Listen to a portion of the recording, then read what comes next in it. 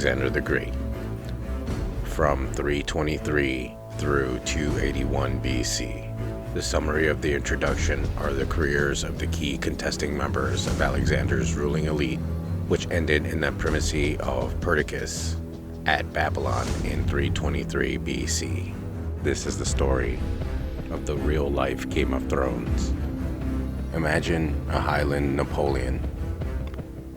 Imagine the Bonnie Prince Charlie with European ambitions who, having won back Scotland from King George II, sets off at the head of his clans, not just to conquer England, a mere preliminary, but to cross the Channel to meet and beat the French army on the River Somme, then journey south into Spain to besiege and subdue its principal fortresses, return north to challenge the Holy Roman Emperor, twice confront and defeat him at the head of his forces, seize his crown, burn his capital, bury his corpse, and finally depart eastwards to cross swords with the Tsar of Russia or the Sultan of Turkey. Imagine all this compressed into, say, the years of 1745 and 1756, between the princeling's 22nd and 33rd birthdates. Imagine on his death at the age of 32, the crowns of Europe shared between his followers: Lord George Murray ruling in Madrid, the Duke of Perth in Paris, Lord Elcho in Vienna, John Roy Stuart in Berlin, Cameron of Lochiel in Warsaw, a gaggle of tartan chieftains braying for whiskey in the small courts of South Germany and London, garrisoned by a crew of bare-kneed Highlanders. Finally, imagine most of the Jacobite Empire enduring into the 19th century, parts of it into the 20th, and at last fragmented into the 21st. Footnote 1. The Mask of Command by Keegan. When Alexander III of Macedonia crossed into Asia in 334 BC with an army of nearly 40,000 men, he staked a claim to be the most significant figure of the ancient world. Mature analysis understands that the grand design of history is ultimately influenced not by individuals but by the movements of natural, economic, and social forces. Yet Alexander's career seems to be the exception that undermines the rule. The progress of civilization, the rise and fall of great states occur because of climatic changes, developments in technology and trade. They are not determined by kings, generals, scientists, or philosophers. Julius Caesar, Archimedes, and Plato are the great instrumentalists in the orchestra. Their virtuosity affects and enlivens the symphony, but does not change its nature or direction. Yet in this company, Alexander is unique. Something in his nature drove him to do what Xenophon, Agesilaus, and even Philip, his own father, and surely most of his followers, considered impossible. These men would have thought the conquest of Asia Minor, or at most the destruction of Persepolis, enough achievement for any lifetime. But for Alexander, all of that, the acquisition of the whole of Iran and the northwest of Indian subcontinent, was not enough to satisfy his appetite. Without Alexander, it would have been different. Certainly the Persian Empire was weak, ramshackle, and ripe for takeover. The western satrapies would no doubt have fallen to aggressive invaders from the west, whoever led them. But without the great Macedonians' unique and extravagant ambitions, the lands east of Mesopotamia would not have felt any direct impact. A rump Iranian state would doubtless have survived east of Babylon.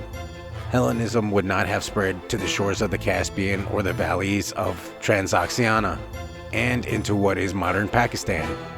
The remarkable fusion of Greek kingdoms of Bactria would never have come about, and the rich trade of Asia would not have flowed unrestrictedly to fuel the great centers of Antioch, Alexandria, and Ephesus, where the light of Hellenistic civilization burned so brightly for centuries after Alexander's death. But if this Macedonian princeling is honored for the titanic influence that justified self-elevation to Olympus, he did not do his work alone.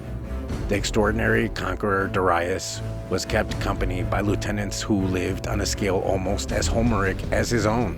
The story of these men during Alexander's life would make them sufficiently worthy of notice. Without the bravery and talent, he could not have filled the years between 334 and 323 BC with the incredible achievements he did.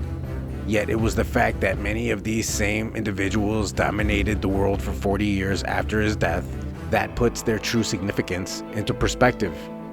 Alexander died young after achieving so much, while many of these comrades kept burning the fire of ambition until their 70s and 80s. Rarely dying in their beds, and in the case of two, cut down in battle near the age of 80. Out of their struggles emerged dynasties that rang down the passage of time. Some were temporary, with progeny despoiled and kingdoms dismembered on the founder's violent death. One made a bid that looked set for 2 decades to reunite the whole of Alexander's empire, only to founder in cataclysmic reverse. Even so, his grandson emerged to create a dynasty that ruled Macedonia itself until the final Roman deluge brought down Alexander's kingdom at Pydna in 146 BC. These were no puny actors on the stage of history. And though it is temptation to look at each individually, no one could deny they merit a volume apiece. Their fortunes began together, and their destinies were so intermingled, it is hard to separate them. These, the first of Alexander's successors, the Diadochi, have not received a fair share of attention from historians. The shelves of the most extensive of libraries are largely bereft of the work in English on these extraordinary men. General works exist, but frequently the years from Alexander's death to 280 BC are treated as an introduction, a settling of the sands that reveals the finished world of Hellenistic kingdoms.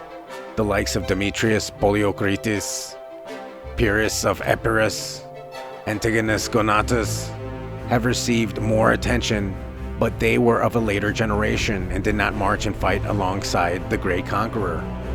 Interest is drawn always to the monarch whose feats were so great and for whom the chronicles are extensive and detailed. Ragged, incompetent, and questionable, the sources from which the story of the successors have to be constructed has clearly discouraged the attempt. They stand in the rain shadow of another's mountainous achievements. The pattern of Alexander's career is clear and clean-rooted in the works of his father, and moving along to its extraordinary course to culminate in the tragedy of a premature death. For the successors, there is no such easy appeal. All is confusion with the rise and fall of these potentates, apparently at the whim of random fate, dying in battle or assassinated with no neat driving force to fit them in place and time. Theirs is a struggle to survive and cement their power without the glamorous and perhaps unlikely vision of Macedonian-Iranian partnership that Alexander is sometimes credited with in his later years. But at least this does allow them an appeal of understandable and ordinary humanity. Alexander broke the mold of the classical world. He thought outside the restraints of his upbringing and claimed a prestige of godhead that leaves the student feeling he was unlike other men of his or any age. This makes him difficult to grasp.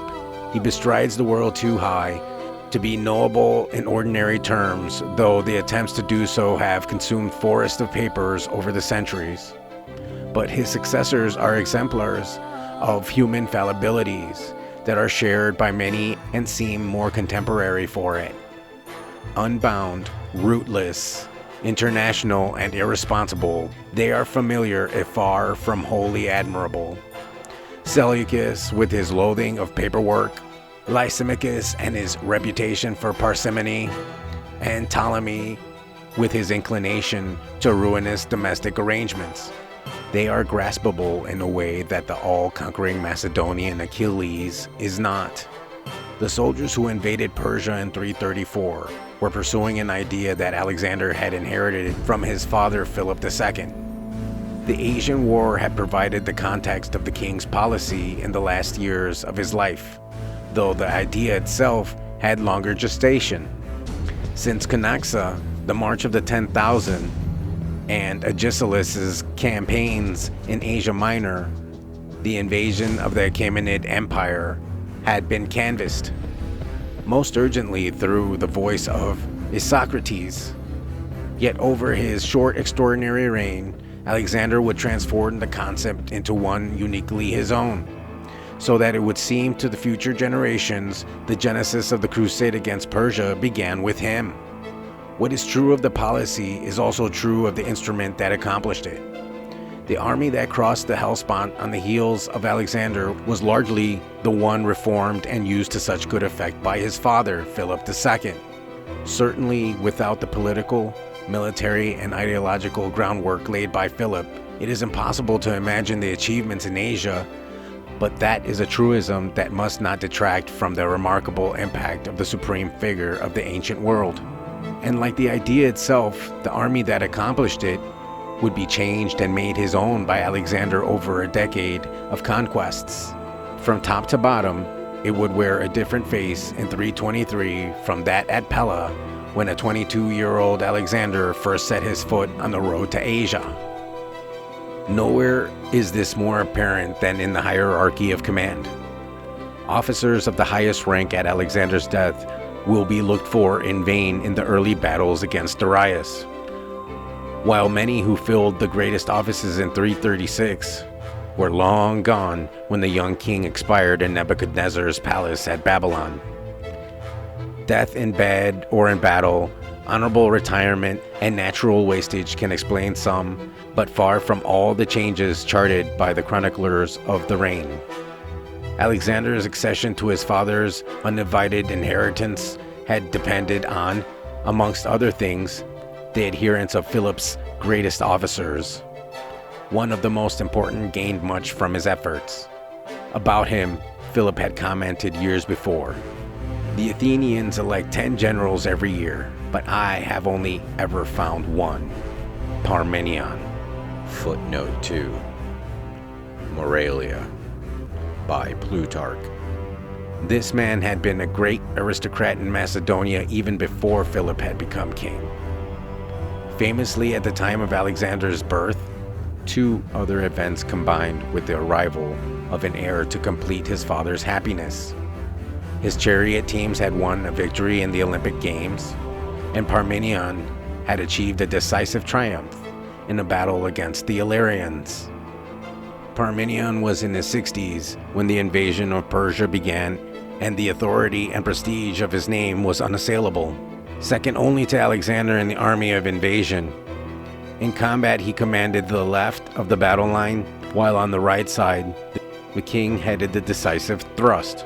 In the 3 great battles at Granicus, Issus, and Gaugamela, his contributions were vital to Macedonian success. His importance was both indicated and ensured by the positions held by members of his family, who between them controlled the most militarily powerful, prestigious units in the army. His son, Philotas, was general of the companion cavalry, the elite horsemen who had the credit as battle winners in Alexander's campaigns. Nicanor, another of Parmenion's sons, led the Hypaspists, the shield-bearers, elite infantry unit of the Macedonian National Army, who spearheaded Alexander's assaults on city walls, forts, defended mountain passes, and provided his personal bodyguard. Forced marches and night raids were the forte of these tough warriors, some of whom would still be disturbing the Hellenistic world for a decade after Alexander's death. Nor was this the extent of the family's influence. A nephew and a son-in-law of Parmenion also held important commands. Between them, they represented a faction within the king's peripatetic court of great importance. Parmenion's own military experience was enormous.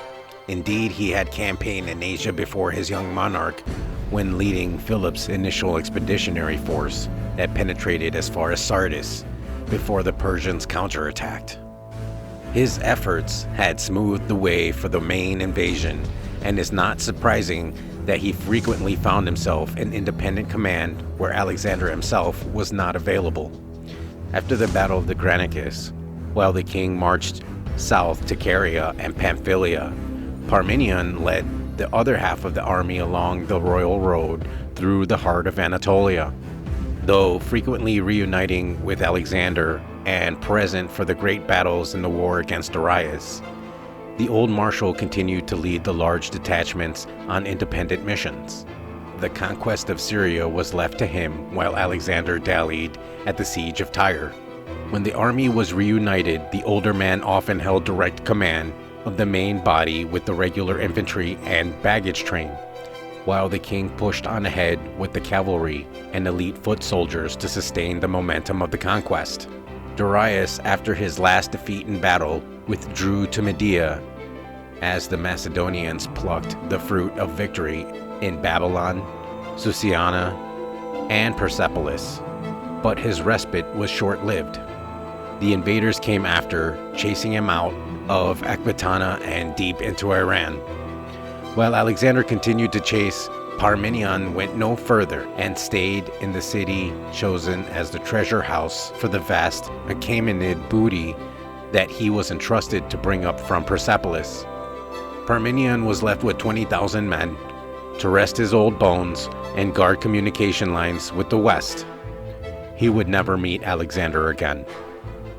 3 defeats in the field and growing indecision undermined Darius's authority, and he died at the hands of his own counselors. They then fled east to prepare a defense against an enemy who seemed to set no limits on his ambition. Alexander delayed to campaign by the Caspian Sea, but was soon again on the trail of the Bactrian and Sogdian assassins who have proclaimed Bessus as the new great king, represented the last obstacle to the pacification of the whole of the Achaemenid realm. The Macedonian army left the lush green country north of the Elburz Mountains and turned south to the borders of Seistan. Here the country was harsh and supplies difficult to obtain, and the soldiers were relieved to find that the satrapal capital, Farah, in modern-day Afghanistan, well stocked with grain.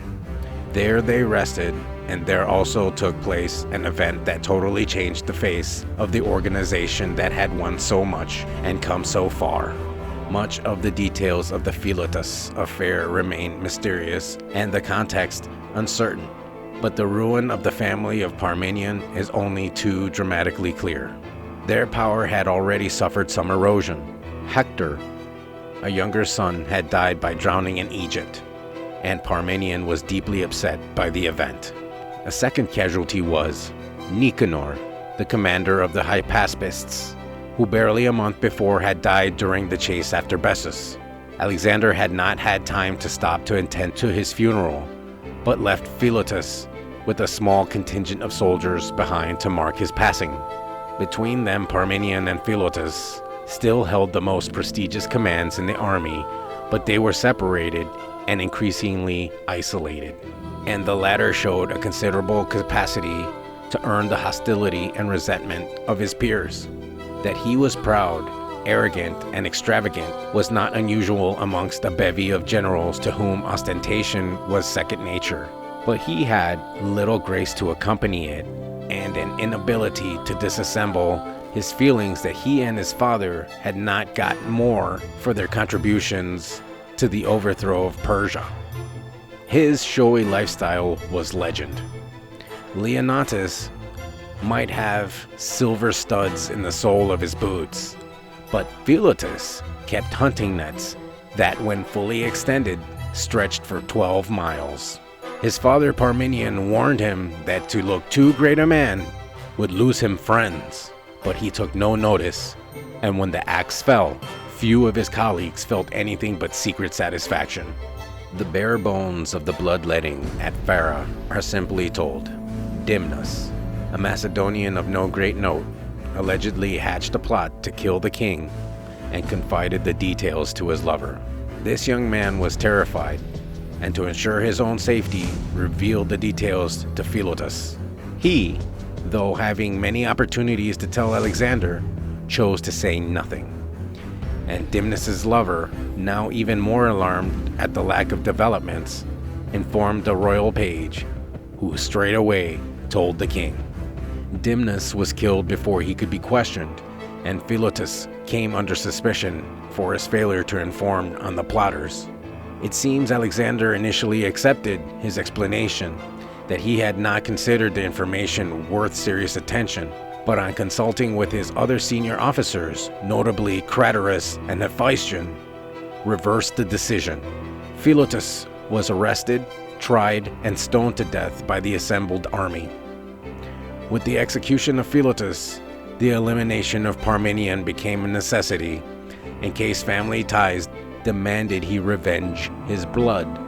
But the old general had a large army in Medea, and it required subterfuge to encompass his end. An assassin was employed who was well known and trusted by the victim. He coaxed him away from his protective screen of bodyguards, and officers before the events at Farah became known and struck him down. Others suffered death or imprisonment, but what really mattered was that at a blow, the most powerful party in the army had been eliminated. After this, no other family or faction had the prestige or authority to effectively oppose the will of Alexander. All this was made more certain by the arrangement made to fill the gaps left at the head of the military hierarchy. The companion cavalry were not given in charge to one individual, but split between Hephaestion and Clitus the Black.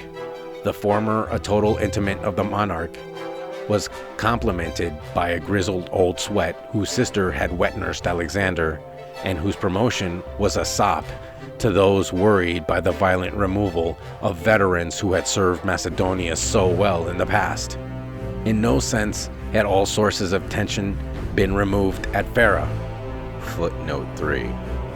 Alexander created a special disciplinary unit called the Disorderlies, to which he drafted all Macedonians known to be critical of the disposal of Parmenion. Other realities ensured Alexander's court would remain a hotbed of intrigue and discontent. It was in a camp at Samarkand that a crude and bloody affray became the catalyst for further change. With the death of Darius, Alexander had decided to clothe himself in the prerogatives of the great kings of Persia. Ideology arrived to complicate the divisions of family, faction, and generation. Alexander needed and was no doubt inclined to take on the trappings of Oriental kingship to underline his authority with his new Iranian subjects. In this process, he alienated many of his officers who saw nothing of worth beyond the norms of their own culture. Proskynesis became the touchstone of his fractious time. Diadems and Persian skirts might be grumbled about but endured. When the price of communion with the king was being forced to follow the prostration practiced by the, quote, slavish Orientals, the bubble had to burst. The combatants in the weary and bitter sniping that accompanied the argument were numerous. Aristotle's nephew Callisthenes was one who would suffer for his views. Tough old sweats like Polyperchon received short shrift for their whinging, and even the glamorous but feather-headed Leonnatus would receive a rebuff. But the most dramatic victim was none of these. In the aftermath of the bloody war in Bactria and Sogdia, nerves were frayed all around, and the officer who fatally loosed his tongue in this atmosphere was Clitus the Black. Perhaps having saved his king at the Battle of Granicus from a sword cut that would have decapitated him, he assumed and entitled to thoroughly explore the boundaries of lay majesté. At a party when everyone had drunk to excess, the general of the companions, with offensive directness, expressed the resentment of many over what they saw as Alexander turning his back on the triumphs and traditions of old Macedonia. After a ludicrous pantomime of postured aggression, tragedy unfolded with Alexander spearing Clitus to death. The story of Alexander's remorse for his actions is well known, but less noticed is the crucial military reorganization the event allowed. Half the companion cavalry were without a general, but instead of filling the post, Alexander took the opportunity of dividing the whole force into 6 independent squadrons, each commanded by young officers who were contemporaries and friends, whose loyalty and malleability could be assumed as those of Philip's old officers could not. Accident, execution, and murder had ensured much of the old Philippine character of the Macedonian army had been eliminated, with new names well established or coming more to the fore. The greatest of these was Craterus, a nobleman from Orestis. His father had served Philip, but he himself is not heard of until the new reign, emerging first into the light of history at the Battle of Granicus. He is already a senior commander, in charge of one of the 6 taxis of Macedonian phalanx. That he was not educated with Alexander and already held so high a post at the beginning of the Persian War suggests he may have been a few years older than his king. In what was almost a year before Persians gave battle at Issus, Craterus's importance had markedly increased. In combat, he now had authority over a whole left of the phalanx, not just his own taxis. At the siege of Tyre, his contribution is recalled, once even sharing charge of the enterprise with Perdiccas when the king and Parmenion were absent. And when Alexander finally led out the navy to challenge the enemy, Craterus commanded one wing in tandem with the Cypriot king, though it hardly came to a fight as the townsfolk withdrew to concentrate on defending their 2 harbors. Tyre was taken, Egypt fell with hardly a fight, and in the spring of 331 BC, the army marched east into Mesopotamia for the final reckoning with Darius. Victory was won against the odds, and again Craterus commanded the left half of the phalanx. The Persian king fled for his life, but instead of following, Alexander took the royal road south to the treasure houses of Babylon, Susa, and Persepolis. On the route, they fought both the Uxians, an independent hill people, and the garrison of Persia itself. These were mountain campaigns where Craterus distinguished himself, entrapping the defeated Uxians and leading the frontal assault on the pass at the Persian gates while Alexander outflanked the defenders. Already when Parmenion was elsewhere, it was clear Craterus had become Alexander's most dependable subordinate. When the former was permanently left behind in Medea, Craterus took over his role in the royal army and brought up the baggage and heavy troops while Alexander led his picked force of companions, hypaspists, and light infantry on ahead. Craterus caught up with Alexander briefly where Darius's body had been found, but the army soon divided again to crush the remnants of resistance in the provinces lapped by the southern shores of the Caspian Sea. 3 columns crossed north over the Elburz Mountains, and Craterus commanded the corps intended to subdue the Tauparians and the last of Darius's Greek mercenaries, who were known to have withdrawn there. After the campaign at what is modern Ashgabat, the armies reunited and had 15 days rest before marching through Area on the start of the dramatic maneuver which turned the defenses of Bactria by coming from the south over the impenetrable Hindu Kush, an epic journey punctuated by the carnage of the Philotas affair. The fall of Parmenion and the emergence of Craterus had been the pivotal features in the first half of Alexander's decade of conquest. But the spectacular advancement of men who, for a number of reasons, stood particularly close to the king was the hallmark of the years in Bactria, Sogdia, and India. One of these stood out not just for his significance after the king's death, but as the only one whose known career stretches back before the Asian War began and into the time of Alexander's father. Perdiccas' background is only sketchily known. His immediate antecedents, like Craterus, came from Orestis, but his pedigree was considerably bluer, including a family connection with the Argead line itself, a lineage that earned him a place in Philip's royal bodyguard and put him on the spot not only to witness the king's death, but to be part of the group who apprehended and killed the assassin Pausanias. In the new reign, he is well attested, holding high command in the campaigns before the Hellespont was crossed. He had led a battalion of pikemen drawn from his own Orestians in the Illyrian War. During the attack on Thebes, his men won the day, being sent forward by the king to exploit a gap in the defenses. a success for which he paid double, being both severely wounded and tainted with the responsibility for the terrible massacre of the Theban citizens that followed the assault. He led his men at the Battle of the Granicus in the heart of the battle line, and at the siege of Halicarnassus, where Memnon of Rhodes was putting the brake on Alexander's astonishing progress. Footnote 4.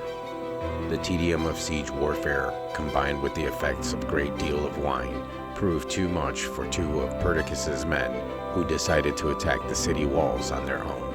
Not surprisingly, they got into difficulties as a fight developed which gradually drew in not only the rest of the Restrian phalangites, but Alexander and much of the main army as well. On this occasion, the Macedonians were repulsed with some loss, but the city fell soon after as Memnon abandoned it to pursue an alternative strategy. As with Thebes, there is a strong suspicion that Ptolemy, Arrian's main source, has deliberately set out to traduce Perdiccas. See Ptolemy. Perdiccas fought at the head of his men at the Battle of Issus. He shared command with Craterus at the siege of Tyre, and at Gaugamela, his phalangites were involved in a bloody fight that saw their general, again, a casualty. His stature even before the affair at Phera was high. With the subdivision of the Campanians, Perdiccas was given a hipparch of these troopers, command of whom represented the most prestigious office in the army. Not that this meant a loss of contact with Perdiccas's old followers, as his Orestians were taken over by his brother Alcitus.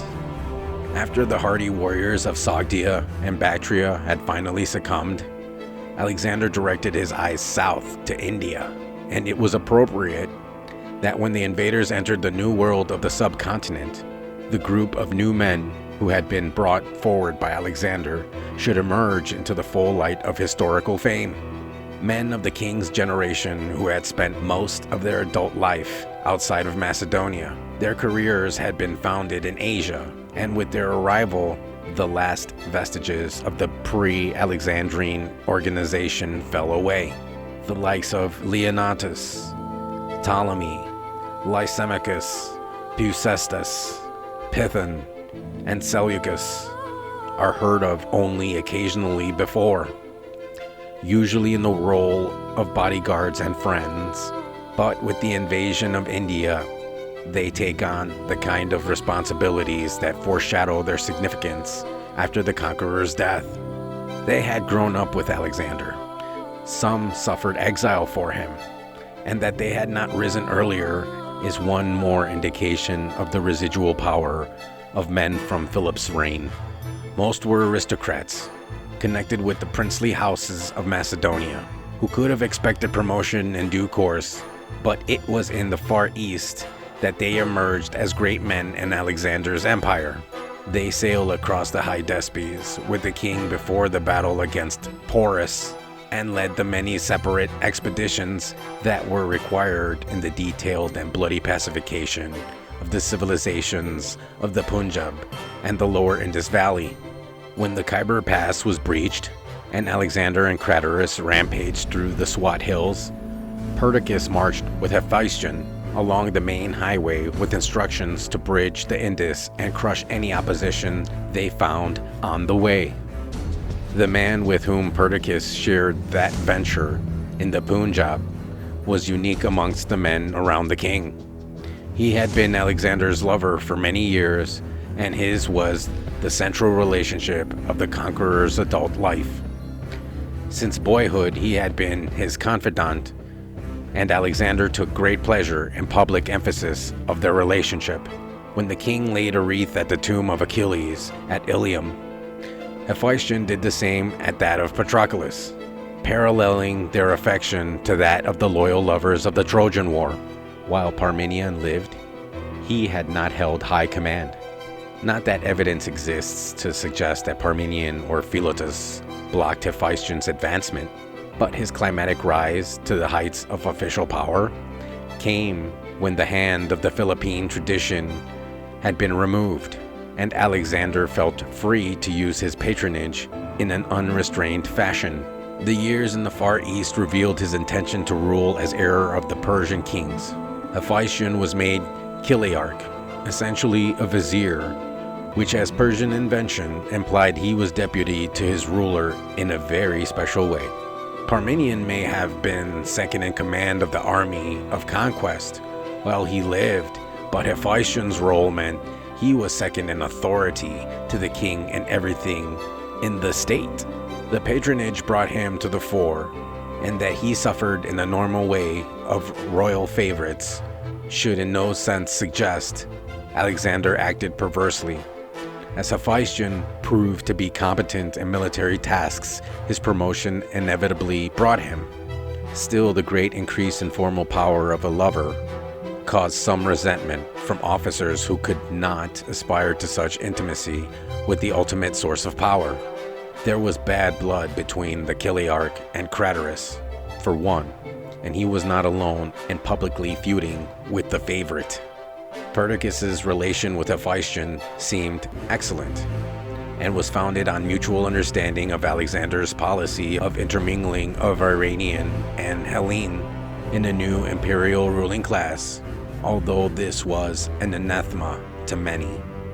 These two did their job well, and in 327 BC, overhauling opposition along the road and throwing a pontoon bridge across the Indus River, it had taken time. One city withstood 30 days of siege before it fell, but in bringing in local allies and securing a bridgehead in the Punjab, they had achieved much when Alexander arrived and led his vast army over the Indus River. The marriages that were celebrated with such mixed feelings at Susa, the ancient capital of Elam, paint in the most graphic manner the pattern of authority in the Macedonian Empire, a short year before the conqueror's end. Hephaestion and Craterus held special place. Only they shared with Alexander the distinction of brides from within Darius's own family. The king and the Chiliarch married daughters of the dead great king, and Craterus wed one of his nieces. For the rest, like Perdiccas, Leonatus, Ptolemy, Lysimachus, and Seleucus, found brides from the front rank of the Iranian aristocracy, who had ruled the provinces as satraps or held the great ceremonial offices at court. But the hierarchy of command that had evolved since the death of Parmenion was not destined to last. In the final year of the reign, events ensued that ruptured this order and caused even greater insecurity and confusion over the question of succession to the king's authority. Discontent surfaced at Susa amongst many veterans who, while they might accept Persian wives, found it difficult to stomach when 30,000 young Persians who had been trained to fight as phalangites arrived to show off their paces to Alexander. They had no vision of partnership, of conqueror and conquered, only a fear of being replaced by foreigners, feelings that festered as Hephaestion led the main army down the Persian Gulf, while the king made an excursion near the mouth of the Tigris River. At the town of Opis, Alexander, in front of all the army, tried to discharge the veterans. They were to be sent back with riches and high reputation, but nonetheless dismissed. Confirmed in their worst fears, they realized that it was only in solidarity they could resist relegation to impotence. They began to demand that if any should be demobbed, all should. This was not in Alexander's plans. He needed his phalanx and only wanted to be rid of the older men. The mutiny failed with the ringleaders executed and the king sulking in his tent until he got his way. These inflexible characters, with contempt for anything non-Macedonian, had their counterparts in the officers' corps, in particular Craterus, so he had to be the first to depart the court with instructions to return to Europe and replace Antipater as viceroy there. With him, and 10,000 old soldiers, many who had fought not only in Asia, but with Philip in the Old Reign, went others of the same kidney, the old warrior Polyperchon, Clytus the White, and other infantry generals whose mindset would not adjust to the new world. Seeing the back of Craterus had another advantage. His dislike of Hephaestion had meant division in the court, and though Alexander would miss Craterus's outstanding abilities in the field, on balance, the benefit of enshrining his Chiliarch as undisputed deputy made it worthwhile. Quote, Hephaestion approved of these plans and joined him in changing his habits, while Craterus clung to Macedonian customs. Footnote 5. Alexander by Plutarch. While it seemed the king now had key men about him who would follow his lead in everything, the cornerstone of his arrangements was suddenly removed. The departure of Craterus was followed hard on by the loss of Hephaestion himself. Alexander had little chance to enjoy life without the carping of the xenophobic old men who had left on the road to Macedonia when he received the severest emotional blow of his adult life. The army had reached Ecbatana, where for the first time in 3 years, Alexander allowed his men a substantial period of time for leisure and recuperation during the campaigning season. Festivities with athletics and artistic competitions were arranged to divert the army, but they were not enjoyed by the Chiliarch, who had picked up a fever. What at first had not seemed serious was aggravated by the sudden consumption of boiled chicken and too much wine, and perhaps inadequate doctoring. After 8 days, the king's lover and deputy died. Inconsolable, Alexander refused food and drink for days, and for a time seemed to lose his mind. He partly assuaged his grief by the magnificence of funeral arrangements, but the loss was not purely personal. For the empire, it meant that in a matter of months, the two most important men after the king had gone. But with confusion came opportunity, as Alexander could not allow grieving to debilitate him for too long. Gaps in the high command had to be filled. The Chiliarchy had been an office created to fit Hephaestion, but even without him, a dependable deputy and second in command was necessary for the efficient running of the army and government. The post was not long unfilled, and the man it was given to was Perdiccas. The esteem he was already held in was shown when he was made responsible for transporting Hephaestion's corpse to Babylon. With Craterus absent, Perdiccas was the obvious choice. Other reconstruction was also required as Alexander prepared for new wars, changes the importance of which would only be felt in the context of the struggles after Alexander's death. Perdiccas's position was strengthened when Eumenes, a partisan, was given his command in the Companions, while his brother Alcitus and brother-in-law Attalus retained key commands in the phalanx. The combination of Alexander and Perdiccas had no opportunity to flower. Time was against the young king. As the new Chiliarch took up his responsibilities at Babylon, he found fresh plans for conquest afoot. A great fleet was planned, and Iranian recruits were being increasingly integrated into the royal army in preparation for the invasion of Arabia. He shouldered much of this work, as well as the efforts for construction of a huge ziggurat to commemorate the demise of Hephaestion. The journey to Arabia had to be minutely prepared. Nearchus's experience had highlighted the problem inherent in the voyage along a desert coast. That ordeal was not to be risked again. But Alexander III of Macedon, called the Great, never did see Arabia Felix. The months of preparation in Babylonia and Phoenicia were the last in the life of only 33 years. In June 323 BC, he sickened after a drinking party. Summer in Babylon is notoriously unhealthy, and what was probably malaria proved too much for a constitution that had been badly used up in the previous 15 years. In perpetual motion since the age of 16, always at war and frequently wounded, that he succumbed was hardly surprising. Alexander displayed his taste for high theater to the end. Lying on his sickbed, near to extinction, the army, officers and men, filed past to take their leave of the man who had dominated both the known world and their own lives for so long. The effort brought Alexander's death closer, and so reduced the time available to make clear his views on the succession. Considerable confusion surrounds the injunctions he left to his generals. Was it really possible that after struggling to impose a stable formula for the government of his multiracial empire, Alexander should invite civil war as his death rattle? Next up, Babylon. The struggle after Alexander's death, ending with Meleager's murder, and Perdiccas established as regent for Philip Aridaeus III and Alexander's unborn heir,